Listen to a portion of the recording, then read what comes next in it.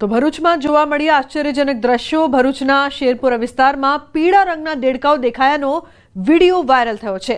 અહીં એક બે નહીં પણ અનેક પીળા રંગના દેડકાઓ એક સાથે જોવા મળતા લોકોમાં ભારે કુતૂહલ અને આશ્ચર્ય ફેલાયું છે। હાલ સ્થાનિક લોકો એવું અનુમાન લગાવવામાં આવી રહ્યું છે કે આ દેડકા કદાચ કોઈ બાયોલોજિકલ રિએક્શનના કારણે રંગ બદલાયા હોઈ શકે છે અથવા તો શક્ય છે કે તેઓ કોઈ વિશિષ્ટ પ્રકારની પ્રજાતિના હોય। इंटरनेट पर लोको द्वारा आ देड़काने दक्षिण अमेरिका में जोवा मळती गोल्डन पॉइजन फ्रॉग साथे सरखाववामां आवी रह्या छे।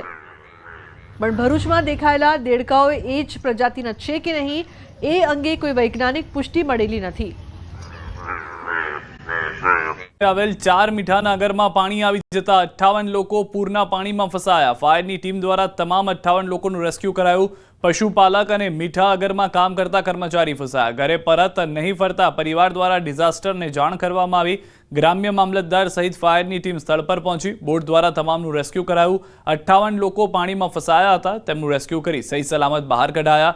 एड मिलर सॉल्ट में कुल 58 लोको फसाया हता। हाल तमाम 58 लोकोने सुरक्षित बहार काढवामां आव्या हता।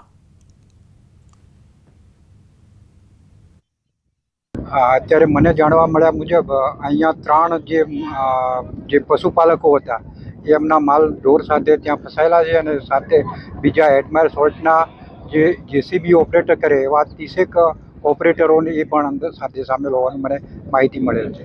બીએમસીની ટીમને પણ રેસ્ક્યુ ટીમને ફાયર ટીમને બોલાવેલી અને એ ફાયર ટીમ અહીંયા આવેલી અને સાથે એની અત્યારે રેસ્ક્યુની કામગીરી ચાલુ છે। हम 3 दिन से फंसे हुए हैं वहाँ पे। कितने आदमी थे? हम 5 आदमी थे। ड्राइवर थे हम, 4 गाड़ी थी, 5 आदमी थे। मेरी गाड़ी खराब होगी पहले तो, पर वो भी बनवाई तो भरी नहीं गाड़ी, सोल्ट वाले ने भरी नहीं, पर बारिश चालू हो गया तो हमको ये नहीं बोला कि आप बाहर निकल जाओ, खुद तो बाहर निकल के चले गए। अब हम फंसे उधर ही रह गए। છેલ્લા 36 કલાકમાં ભાવનગર જિલ્લાના 10 તાલુકાના મોટા ભાગ તાલુકાને વરસાદે ગમરોળી નાખ્યા હતા તેવી પરિસ્થિતિનું નિર્માણ થયું છે। ત્યારે વાત કરીશું નારીની ઉપરના જે તમામે તમામ વિસ્તાર છે, ચોગટ, વલભીપુર, સવાઈનગર સહિતના જે તમામ વિસ્તારો છે તે તમામ વિસ્તારોમાં હાલ 2 થી 3 ફૂટ સમાયના જે ગ્રામ્ય વિસ્તારો છે ત્યાં પાણી ભરાણા છે। આજે મામલતદારની ટીમ દ્વારા વિવિધ વિસ્તારોમાંથી 58 લોકોનું રેસ્ક્યુ કરવામાં આવ્યું છે અને આ 58 લોકોને છેલ્લા 2 દિવસથી જે પાણીના પૂર આ જે ધસમસતા પ્રવાહમાં ફસાયેલા હતા તેમાંથી તેમને સુરક્ષિત બહાર કાઢવાની કામગીરી ગ્રામ્ય મામલતદાર અને ડિઝાસ્ટરની ટીમ દ્વારા કરવામાં આવી છે। ત્યારે હજી આ પણ પાણી છે તેને ઓસરતા હજી ઘણા દિવસ થશે અને આવનાર સમયમાં જો હજી અવિરત વરસાદ જે વિરામ લીધો છે જે શરૂ થશે તો પણ આ જે ગ્રામ્ય વિસ્તારો છે સવાઈનગર, માઢિયા અને નારીનો જે અપલેટનો જે વિસ્તાર છે ત્યાં ફરી વખત આવી જે જળબંબાકારની પરિસ્થિતિ છે તેનું નિર્માણ થઈ શકે છે। નીતિન ગોયલ, ન્યૂઝ 18 ગુજરાતી, માળિયા। તો હાલમાં અનેક વિસ્તારની અંદર વરસાદ છે। કચ્છના માંડવીમાં પ્રી મોન્સૂનની કામગીરીની પોલ ખુલી છે। બાબાવાડીમાં પ્રથમ વરસાદે જ કેનાલ ધરાશાયી, પાણી માટે બનાવાયેલી કેનાલ ધરાશાયી। પાલિકાએ કામ અધૂરું હોવાનું કબૂલ્યું। ગત વર્ષમાં પાણીમાં 4 દિવસ સુધી ડૂબ્યો હતો બાબાવાડી વિસ્તાર। પાલિકા વરસાદ પહેલા કામગીરી કરી હતી શરૂ। માંડવીમાં હાલ એસટી બસ સ્ટેન્ડ પાસે પણ પાણીના નિકાલ માટે બોક્સ બ્રિજનું કામ અધૂરું। સ્વામિનારાયણ રોડ પર પણ પાણીના નિકાલનું કામ જે છે તે અધૂરું જોવા મળી રહ્યું છે। માંડવી નગરપાલિકા પાણીના નિકાલના કાર્યમાં સદંતર નિષ્ફળ હોય તેવું સ્પષ્ટપણે જોવા મળી રહ્યું છે। જે દ્રશ્યો છે સ્પષ્ટ કહી રહ્યા છે કે શું પરિસ્થિતિ થઈ છે, પાલિકાની તરફથી જે કાર્યવાહી છે તે કેટલી નિષ્ફળ રહી છે એ સ્પષ્ટ જોવા મળી રહી છે। આ તરફ વધુ એક મહત્વના સમાચાર। સાબરકાંઠા જિલ્લામાં વરસાદી માહોલ। હિંમતનગરમાં વરસાદને લઈને પાણી ભરાયા છે। ગાયત્રી મંદિર પાસે રોડ પર પાણી ભરાયા। રોડ પર પાણી ભરાવાથી સ્થાનિક લોકો પરેશાન। ગાયત્રી મંદિરથી રોટરી સરસ્વતી સ્કૂલ જવાના પાણી ભરાયા છે। સ્કૂલેથી ઘરે જતા વિદ્યાર્થીએ પાણીમાં પડ્યો હતો। સ્થાનિક લોકો સહિત વિદ્યાર્થીઓને સ્કૂલે જવા માટે મુશ્કેલ બન્યા। અગાઉ પાલિકા પ્રમુખ, ચીફ ઓફિસર સહિત કર્મચારીઓ સ્થળ પર આવ્યા હતા। વરસાદને લઈને ઢીચણસમાં પાણી ભરાતા પાલિકા દ્વારા કોઈ કાર્યવાહી કરાઈ નથી। વરસાદી પાણી ભરાતા આજુબાજુની સ્થાનિક સોસાયટીમાં બહાર નીકળવું મુશ્કેલ બન્યું છે। ગાંધીનગરના કોબામાં ભેખડ ધસી પડી। દિવાલ ધસી પડતા 3 મજૂર દટાયા હતા। બાંધકામ સાઇટ પર સેફટી નેટ બાંધતા સમયે બની ઘટના।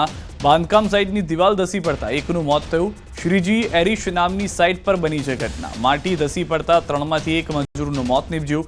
ઘાયલ વ્યક્તિને ગાંધીનગર સિવિલ ખાતે કર્યા છે દાખલ। પોલીસ ઘટના સ્થળે પહોંચીને સ્થિતિ અંગે કરી છે સમીક્ષા। અને સેફટી નેટ બાંધતા હતા અને આ ઘટના ઘટી છે અને ભેખડ ધરી ગઈ છે 10 સાડા 10 ના ટાઈમે। કઈ સાઈડ સાઈડ છે? શ્રી મેરાઈસ કોબા ગાંધીનગર. કેટલા લોકો અહીંયા કામ કરતા હતા? 3 જણા એમાં હતા અંદર, એમાં 2 જણા બચી ગયા છે, 1 જણા એક્સપાયર થઈ ગયા છે. ક્યાં લઈ ગયા જે લઈ અને આપણે ગાંધીનગર સિવિલ. એક તરફ વરસાદ થઈ રહ્યો છે, બીજી તરફ બાંધકામ મજૂરો જે છે તે કામ કરતા હોય છે ને ત્યાં એક ઘટિત ઘટના જે છે તે પ્રકાશમાં આવી છે અને આ ઘટના બની છે ગાંધીનગરના કમલમ કોબા પાસે આવેલી શ્રી મેરાઈઝ જે છે તે જગ્યાએ આ નવી બિલ્ડિંગનું બાંધકામ જે છે તે કરવામાં આવતું હતું. તે 3 મજૂરો જે છે તે સેફટી નેટ એટલે કે આ પ્રકારની સેફટી નેટ બાંધતા હતા. ત્યાં અચાનક સામે રહેલી જે ભેખડ ધસી પડવાના કારણે 3 મજૂરો જે છે તે દટાયા હતા. તેમાંથી એક મજૂરનું મોત થયું હોવાની વાત અત્યારે હાલ તો પ્રાપ્ત થઈ રહી છે. મહત્વનું એ છે કે જે 2 મજૂરો જે છે તેમને ગાંધીનગરની સિવિલ હોસ્પિટલ ખાતે દાખલ કરવામાં આવ્યા હશે અને અત્યારે પોલીસ પણ સમગ્ર ઘટનાની તપાસ જે છે તે કરવામાં આવી રહી છે. મહત્વનું સાથે છે કે સેફટી નેટ બાંધતા હતા ત્યારે આ ઘટના જે છે તે ઘટી હતી અને મજૂરો જે છે તે કામ કરતા હતા.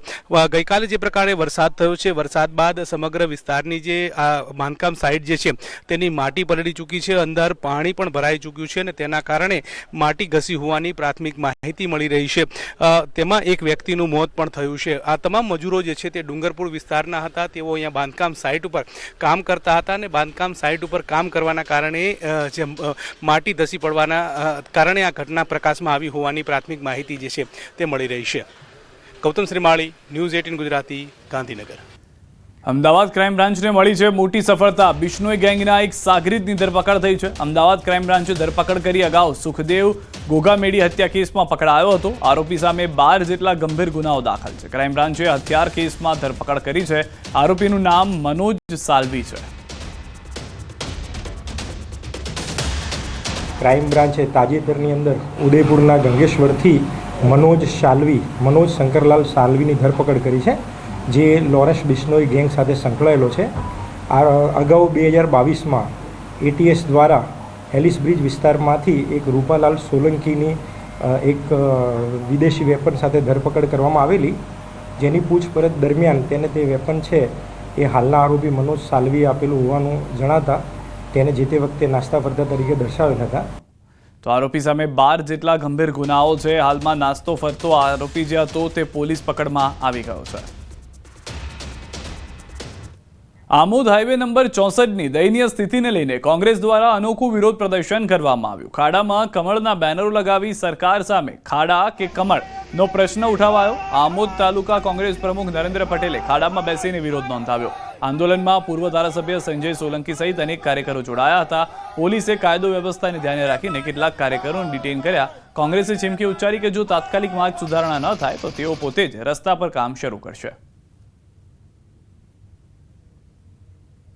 આપ જોઈ શકો છો જંબુસર, આમોદ તથા સૌરાષ્ટ્રને જોડતો મુખ્ય નેશનલ હાઈવે નંબર 64 છે. એ નેશનલ હાઈવે ઉપર આ ખાડા પડી ગયા છે. બીજું કે અહીંયાથી રાહદારીઓને એટલું બધું નુકસાન થાય છે અને પોતાના વાહનોને પણ એટલું બધું નુકસાન થાય છે. આજ દિન સુધી તંત્ર દ્વારા કોઈ પણ સમારકામ કરવામાં આવ્યું નથી. બેંકના કામે જતા હોય, સૌરાષ્ટ્રનો જોડતો રસ્તો હોય, સુરતનો જોડતો રસ્તો હોય, આ રસ્તો હમણાં 6 મહિના પહેલા બનાવવામાં આવેલો. આ રસ્તા જંબુસરમાં વિસ્તારના ધારાસભ્ય ડી.કે. સ્વામીશ્રીએ 25 વર્ષ સુધી ગેરંટી આ રસ્તો તૂટે નહીં. કયા કારણોસર આ નિવેદન આપવામાં આવ્યું છે, કયા હેતુથી આપવામાં આવેલો હતો આ નિવેદન, એ ખૂબ મહત્વનો પ્રશ્નો છે. અમદાવાદના ન્યૂ રાણીપ વિસ્તારમાં મનપાની ઘોર બેદરકારી જોવા મળી છે. સરદાર ચોક પાસે ખુલ્લા ડીપીના વાયર, ખુલ્લી ગટર, ઉખડી ગયેલા સાઇનબોર્ડ જોવા મળી રહ્યા છે. રસ્તાની બાજુમાં ખુલ્લા ભાગને કારણે સ્થાનિકોમાં ભયનો માહોલ જોવા મળ્યો. ખુલ્લી ગટર, ખોદકામ અને નીચાણવાળા ભાગમાં વરસાદના પાણીનો ભરાવો થાય છે, જેને લઈ લોકોમાં પણ અકસ્માતનો ભય છે. રાહદારીઓએ તાત્કાલિક કામગીરી કરવા માંગ કરી છે. પાણી ભરાઈ જશે ને અહીંયા હવે ગાડીઓ લઈને આવતા એમને તો ખબર ના હોય અહીંયા પાણી ભરાઈ જાય એટલે આવે એટલે એના અંદર ટાયર બાયર એમનું નુકસાન એ થાય ને બધું થાય. એટલે આના અંદર આ તો કરાવવું જરૂરી છે, પણ હવે ક્યારે કરે એ ખબર નહીં. એ વાયરો પડેલા છે, બધા ખુલ્લા પડેલા, અહીંયા પાણી ભરાઈ જશે. અમદાવાદ મહાનગરપાલિકાની બેદરકારી લોકોના જીવ જોખમમાં મૂકી રહી છે. અમદાવાદમાં ખુલ્લેઆમ ડીપીના વાયર ખુલ્લા હોય છે, તેની સાથે અનેક જગ્યાઓ પર જે ખોદકામ કરી નાખ્યું છે તેને કારણે લોકો મહા મુસીબતનો સામનો કરતા જોવા મળી રહ્યા છે. એક તરફ જ્યારે વરસાદ પડે ત્યારે પાણી ભરાવાની સમસ્યા તો છે, પરંતુ આ પ્રકારની પરિસ્થિતિ હોય તો વિચાર કરો કે જે જગ્યા ઉપર પાણી ભરાયેલું હોય, લોકોને ખબર પણ ન પડે કે આ જગ્યા પર ઊંડાણપૂર્વક આ પ્રકારનું ખોદકામ કરેલું હશે, જેનું સમારકામ થયેલું નથી. પરિસ્થિતિ એ આવે છે કે લોકો છે ડરતા અહીંથી પસાર થતા હોય છે. ખાસ કરીને આ પ્રકારની પરિસ્થિતિને લઈને અનેક સવાલો ઊભા થઈ રહ્યા છે, કારણ કે સ્થાનિક લોકો છે તેઓ વારંવાર ફરિયાદ કરતા હોય છે, છતાં પણ આવા પ્રકારના જે તમામ જે કહી શકાય કે જે જગ્યા છે તેને લોકેટ કરીને સ્થાનિકો કહેતા હોય છે કોર્પોરેટરને, પરંતુ આવી કોઈ જગ્યા જે છે જે ધ્યાનમાં આવ્યા બાદ પણ તેના ઉપર કામ નથી થતું. આ વિસ્તાર જે જગ્યા ઉપર છે, આ ચેનપુરથી ખાસ કરીને રાણીપ જવાની વિસ્તાર છે કે જ્યાં આ પ્રકારના ખુલ્લા કહી શકાય કે ખુલ્લી વસ્તુઓ છે, ખુલ્લી ગટર છે, તેને કારણે લોકો મહાमुसीबतનો सामना करता હોય છે. खरेखर ये गवर्नमेंट को ये देखना चाहिए अपने सरकार को कि भाई ये सब ऐसा नहीं, जोखिम नहीं लेने का. अब ये सब अपना गटर खोद दिए, खड्डा खोद दिए, चौमासे गटर में इतनी तकलीफ पड़ रही है कि आप पब्लिक को आने जाने में तकलीफ पड़ती, गाड़ी साधन भी सब अंदर में फिसल जाओ, डूब जाओ. વિચાર કરો એક વિચાર કરો કે ઘૂંટણ સુધી આ વિસ્તારની અંદર પાણી ભરાયેલું છે. અહીંથી પસાર થતું કોઈ રાહદારી જો અહીંથી પસાર થતું હશે તેને ખબર પણ નહીં પડે કે આ જગ્યા ઉપર આ પ્રકારની પરિસ્થિતિ છે. માત્ર કામ કરી દેવાથી અથવા રોડ ઉપર કામ ખુલ્લું મૂકી દેવાથી નહીં ચાલે. અમદાવાદ મહાનગરપાલિકાની માત્ર થોડી બેદરકારી અનેક લોકોના જીવ જોખમમાં મૂકી શકે તેવી પરિસ્થિતિ છે, તેની ઉપર કામ કરવું જ પડશે. કેમેરા પર્સન પંકજ મકવાણા સાથે દીપિકા કુમાર, ન્યૂઝ 18 ગુજરાતી, અમદાવાદ. ગાંધીનગરમાં મુખ્યમંત્રીની અધ્યક્ષતામાં કેબિનેટ બેઠક યોજાઈ. બેઠકમાં પ્લેન ક્રેશ દુર્ઘટનાના મૃતકોને શ્રદ્ધાંજલિ પાઠવાઈ. રૂપાણી પરિવારને પણ શોક સંદેશો પાઠવ્યો. સરકારના પ્રવક્તા મંત્રી ઋષિકેશ પટેલે અમદાવાદ પ્લેન દુર્ઘટનામાં સરકારે કરેલી કામગીરી અંગે માહિતી આપી. કહ્યું, સરકારે પ્રોએક્ટિવ થઈને કામગીરી કરી. ફાયર ફાઇટરોએ આગને બુઝાવવા માટે 7.5 લાખ લીટર પાણીનો ઉપયોગ કર્યો. ટ્રોમા સેન્ટરની 25થી વધુ ટીમો કાર્યરત રહી. FSL અને FSLUની કામગીરી ખૂબ જ ઝડપી અને સારી રહી, જેથી ઝડપથી DNA મેચ કરવાની કાર્યવાહી થઈ. Civil, trauma team, blood donation બધું જ સમયસર થતું ગયું. तक करीबन 169 बॉडीज़ हमने हैंड ओवर कर दी है. मतलब के जो कार्य में वीकों लग सकते थे, बहुत दिन लग सकते थे, जितनी स्पीड से हो सके, DNA मैचिंग का प्रश्न हो, पोस्टमार्टम का हो, पुलिस इंक्वेस्ट का हो, पंचनामा का हो, ये सब मिला के करीबन 20 घंटे के अंदर PM कर लिया गया. और साथ में जितने भी मिसिंग लोग थे, जो परिवारजन जो फ्लाइट में थे, उन सब के लिए एडवाइजरी भी जाहिर कर दी. તો રથયાત્રાને લઈને પણ મંત્રી ઋષિકેશ પટેલે કહ્યું કે મંદિર ટ્રસ્ટ પર છોડ્યો છે નિર્ણય, મંદિર પર છોડ્યો છે નિર્ણય. તેઓ જે નિર્ણય લેશે સરકાર તેમને સપોર્ટ કરશે. આ ઘટના આપણા અમદાવાદમાં બની છે, પરંતુ રથયાત્રા બાબતનો કોઈ પણ નિર્ણય લેવો હોય તો આપણે મંદિર પ્રશાસન ઉપર છોડેલો છે. મંદિર જે રીતે વર્તમાન પરિસ્થિતિને આધારિત જે નિર્ણય લેશે એને રાજ્ય સરકાર સપોર્ટ કરશે. અમદાવાદ વિમાન દુર્ઘટનામાં એકમાત્ર વ્યક્તિ બચી ગયો હતો. વિશ્વાસ કુમારને હોસ્પિટલમાંથી રજા આપી હતી, પરંતુ તેના ભાઈનું આ દુર્ઘટનામાં મોત નીપજ્યું હતું. જ્યારે તેના ભાઈની અંતિમ યાત્રા નીકળી ત્યારે વિશ્વાસ ભાંગી પડ્યો. પોતાના ભાઈ અજયની અંતિમ વિધિમાં વિશ્વાસ હૈયાફાટ રુદન કરતો નજરે પડ્યો.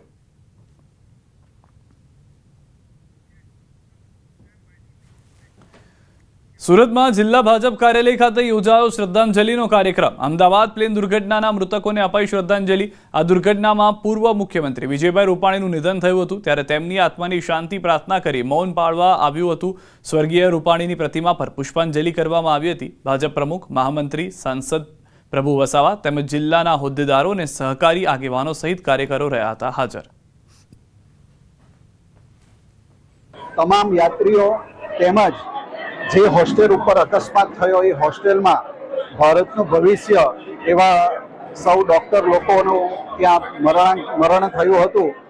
એ પ્રસંગે આજે અહીં સુરત જિલ્લા ભારતીય જનતા પાર્ટી કાર્યાલય ખાતે ગુજરાતના પૂર્વ મુખ્યમંત્રી અને ભારતીય જનતા પાર્ટીમાં વર્ષોથી જેમણે પોતાએ ખૂબ એવું કામ કર્યું છે એવા આદરણીય વિજયભાઈ રૂપાણી સાહેબની આજે આ શ્રદ્ધાંજલિ કાર્યક્રમ આજે અહીં રાખવામાં આવ્યો હતો. ગુજરાતની 4 યુનિવર્સિટીને મળી નોટિસ. રેગિંગ રોકવાની ગાઈડલાઈનનું પાલન ન કરતા મળી છે નોટિસ. રેગિંગ સંદર્ભે UGCએ દેશની 89 યુનિવર્સિટીઓને નોટિસ આપી, જેમાં ગુજરાતની 2 સરકારી અને 2 ખાનગી યુનિવર્સિટીઓને પણ શો કોઝ નોટિસ ફટકારાઈ. આયુર્વેદ યુનિવર્સિટી અને ગુજરાત યુનિવર્સિટી ઓફ ટ્રાન્સપ્લાન્ટેશન સાયન્સને મળી છે નોટિસ. ઉપરાંત અમદાવાદની સ્કિપ્સ યુનિવર્સિટી અને પાટણની MK યુનિવર્સિટીને પણ નોટિસ અપાઈ છે. UGCએ નોટિસ સાથે 9 જુલાઈ સુધી anti ragging compliance report submit કરવા પણ સૂચના આપી છે.